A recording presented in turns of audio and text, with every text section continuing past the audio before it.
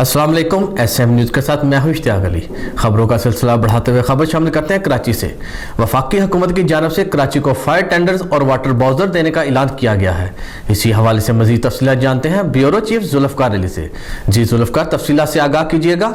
जी बिल्कुल, कराची पोर्ट में fire tender और वाटर बाउजर देने की तकरीब हुई, जिसमें गवर्नर सिंध इमरान इस्माइल, वफाकी वजीर असद उमर और अली ज़ैदी समेत PTI के अरकान कौमी असम्बली मौजूद थे।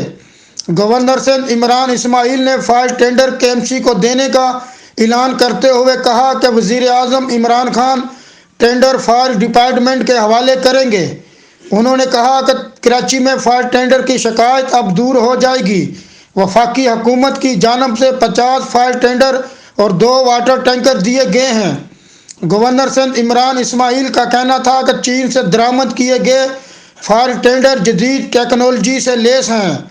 सनती एसोसिएशन को 2 फायर टेंडर दिए जाएंगे, जबकि 2 फायर टेंडर सैलानी और शिपा को भी दिए जाएंगे, जबकि 3 साल तक मेंटेनेंस वफाकी हुकूमत की जिम्मेदारी होगी।